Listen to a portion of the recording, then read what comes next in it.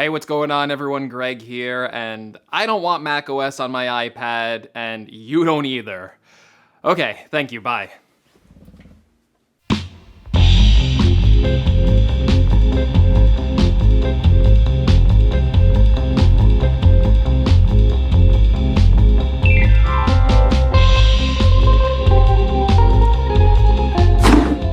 But seriously, one of the things I've been seeing a lot of on the internet is this harsh reaction to the latest version of iPadOS 15. And yes, while I did put my own thoughts up on iPadOS 15 still not going far enough, over the time that I have been using it since the first beta was released, I do think Apple has taken some good steps here into continuing the path of making the iPad a more competent and more mature device. With that being said, I've seen a lot of similar commentary like mine, people saying that they just want the iPad to do more. But I've also seen a lot of comments, tweets, and other reactions saying that they just want full-blown macOS on an iPad.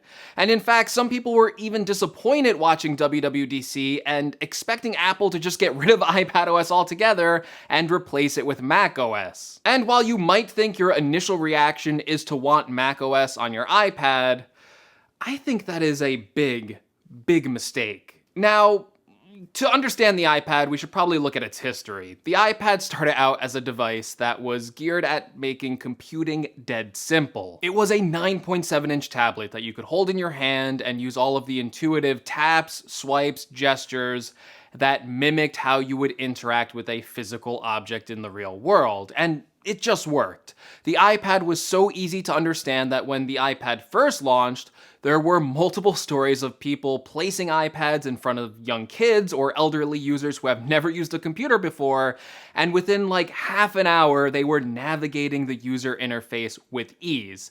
As intuitive and easy to use as the Mac was, the iPad just took it to another step and got rid of the peripheral controls and gave users a one-to-one interaction, just like on their iPhone. You see an app, you want to open it, you just tap it. You want to scroll down on a website, well, you just slide your finger down. It removed the physical barrier of peripheral motions of using a mouse and a trackpad. However, as the iPad started to age and become a more mature platform, advanced users, and I'm including myself in that, wanted more advanced features. And over the years, we've just seen feature after feature be added to the iPad to make it a more complete operating system replacement rather than just a secondary device you would buy alongside of your Mac and iPhone.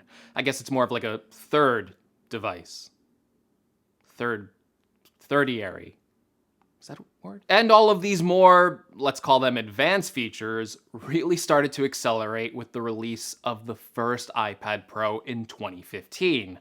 Apple debuted its first-party keyboard and a system for connecting that with the Smart Connector, and they also debuted the Apple Pencil, turning the iPad Pro into a full-blown drawing tablet and giving users a more precise pointing tool. Apple also added their first version of side-by-side app multitasking. Fast forward to 2020, and Apple gave us another big jump in iPad computing by giving us full mouse and keyboard control and showing off the very handy Magic Keyboard accessory, which combined a full keyboard and trackpad experience and put that really well onto the iPad. I think it was really when users saw this cursor and keyboard support and Apple putting the M1 chip into the latest iPad Pro that really had users thinking, well, why not let this iPad Pro just run macOS? And don't get me wrong, if Apple ever implemented a system to let us run macOS on the iPad, like a boot camp system like they do with Windows on the Mac, and let's say it required a mouse and keyboard to run, and Apple was very upfront about that, saying, hey, if you want to run macOS on the iPad, don't expect touch controls, but you need a keyboard and mouse, I would be in full support of it, because it's just another option. It's not going to hurt anyone else's user experience by adding that extra option on top of everything. But the idea of taking macOS and making it the primary operating system for the iPad, it just wouldn't work. It would be the wrong choice for a couple of reasons. First of all, macOS just isn't designed for a touchscreen user interface. And you can pretty much see this for yourself by taking your iPad right now, and if you have a Mac, use the Apple Sidecar feature, which mirrors macOS onto the iPad. Then you will see that the touch targets are just so small. The selection needs to be so precise on Sidecar that Apple doesn't even let you use your finger to tap touch targets. They make it mandatory that you either use a Bluetooth mouse and keyboard or use your Apple Pencil. Not only is this a bad experience on the bigger 12.9-inch size iPad Pro, but you have to account for the fact that the iPad has smaller screen sizes than that. And if you look at like the 11 or 10.9-inch iPad Air, the experience becomes even worse on those smaller screens. Let's not even bring up the regular size 10.2-inch iPad or the 7.9-inch iPad mini. So to bring macOS over to the iPad properly, you would really have to rewrite macOS to make it a much more touch-friendly user interface. That would require not only making the user interface elements that we touch bigger on the system level, but it would also mean that we would require complete rewrites of our favorite macOS apps like Final Cut Pro or Logic. It would also require every developer to make their app more touch-friendly for the Mac too. And I hate to say it, but I can't see Adobe or anyone else really taking this big undertaking for the Mac. So if Apple did this, we would likely get a bunch of unoptimized apps running on an interface that wasn't designed for it. And you couldn't make mouse and keyboard the primary input for the iPad. Touch would have to be the primary input method for the iPad. The iPad isn't shipped with a trackpad and a keyboard by default. So you can't say because you have support for a mouse and keyboard that Apple could just take macOS and stick it on the iPad as the default OS with no changes. That would just make for an awful user experience for people just using the iPad as a tablet, and I think that's how most people use the iPad. Furthermore, let's face it, hybrid interfaces have traditionally never worked out that well. Windows 8 tried to make touch the primary input method on Windows laptops or tablets, and Microsoft basically reverted everything back to the desktop being the primary method you interact with the computer in Windows 10 because people just hated it so much. The Surface Pro, despite being a tablet form factor, is primarily meant to be used with a trackpad and a keyboard. And when you're using it as a tablet, sure, you can use it, but I think most people admit it's not really an amazing experience. Another misconception I've seen floating online is that the iPad Pro should run macOS because it has the M1 chip, and funnily enough, people are saying that the only reason Apple put an M1 into the iPad Pro was to save money, and that the iPad can't use the power of the M1 chip. Well, first of all, this is wholly an inaccurate way to talk about this. From everything we know about the M1 chip, it is based off the A14 process, and in fact, when we first looked into the M1 chip, we acknowledged that this was basically an A14X chip with some specific functions that made it work on the Mac.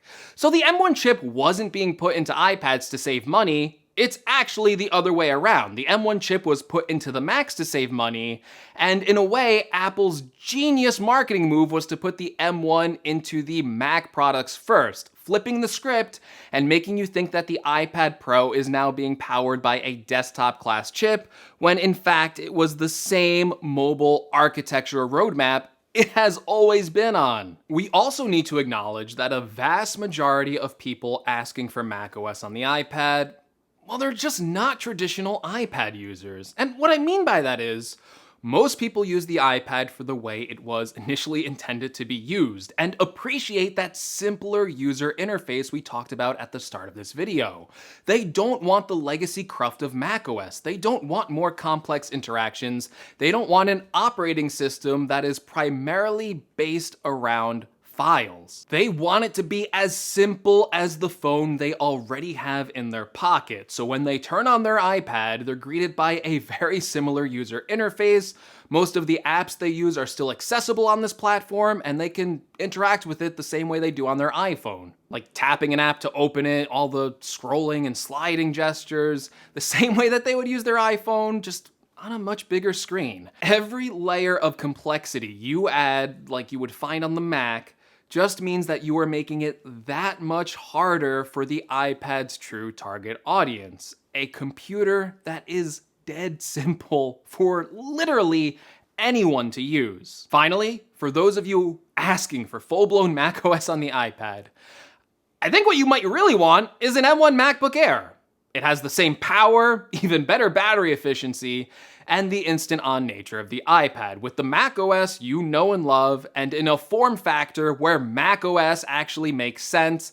And hey, it's a heck of a lot of a better value than the 12.9-inch iPad Pro. And look, I totally get it. The hardware on the iPad Pro is absolutely amazing. You get things like Apple Pencil support, 120Hz screen refresh rate, and that new mini LED display. It's an incredibly attractive package from a hardware standpoint. And because of that amazing hardware, you're so disappointed by the software of this device.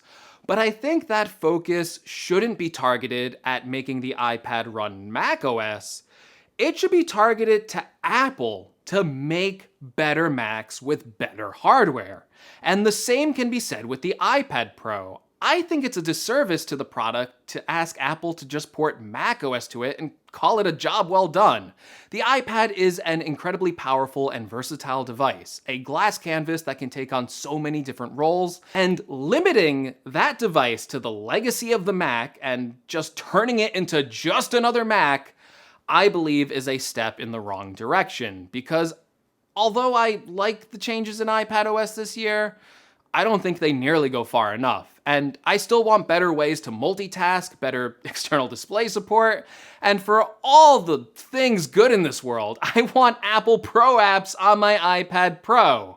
But I don't want the Mac version of Final Cut just ported there. I want a version of Final Cut Pro that can be fully optimized for touch, and one that can utilize the unique and special features of the iPad Pro. I want an iPad-tailored experience that can fully utilize every aspect of the hardware and software. And I think that's what most of you want too.